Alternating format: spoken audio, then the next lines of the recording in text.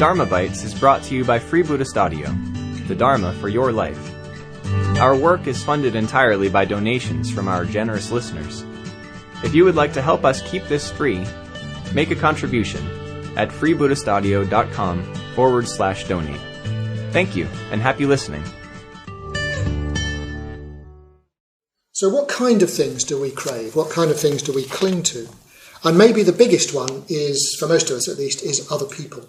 What happens when you encounter a stranger, if you're honest about it? And I suspect that we've all got a tendency to see others, in a sense, as objects in relation to our own needs. Again, it's a natural thing to do. Not really seeing them as rich and mysterious and self-motivated human beings in their own right. But instead, goodness, this person I met, they looked so gorgeous, they smiled at us, they agreed to go on a date. But then, you're on the date, the evening wears on, and gradually you realise that they are just another human being. They're caught up in their own concerns. They're not the vision of perfection that we longed for. It's a real person. So that's the thing, isn't it? Treat people as, this is obvious I know, but treat people as real people, not as objects for our own gratification. So it might be a brief fling that we're having, it might be a lifelong partnership, but sometimes the function of that lover can be just to anaesthetise the pain of our own longing and insecurity. And that is not fair to lay that on another person, even though it's very tempting.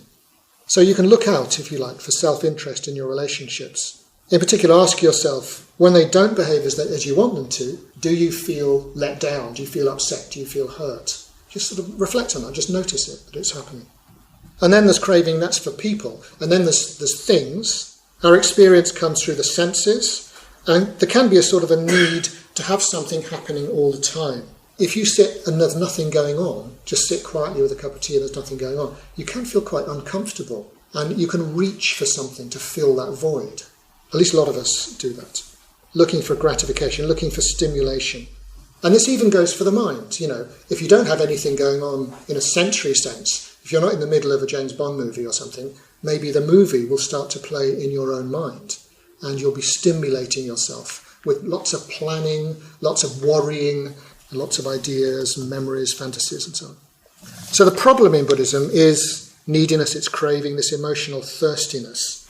And if you're bored or if there seems to be something lacking in your life, you long for intense experience. But it's not just when you're feeling empty that craving arises. It also arises, as we've seen, when you encounter a new thing which seems to be pleasant. And it's very hard simply to relish, simply to enjoy the beauty of something that you see or something that you taste.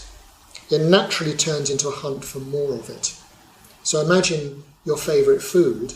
Your favourite food is just as enjoyable in small amounts as it is in large amounts. But we get into that slightly compulsive sense sometimes. We just keep on eating it. Just have a little bit of it. It's fine. Pleasant sensations, says Buddhism, often lead to craving, but they don't have to. And if they do, if you let them lead to craving, then the craving leads to frustration.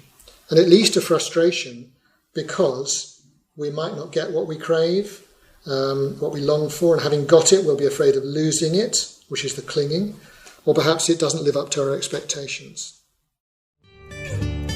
We hope you enjoyed today's Dharma Bite. Please help us keep this free. Make a contribution at freebuddhistaudio.com/donate.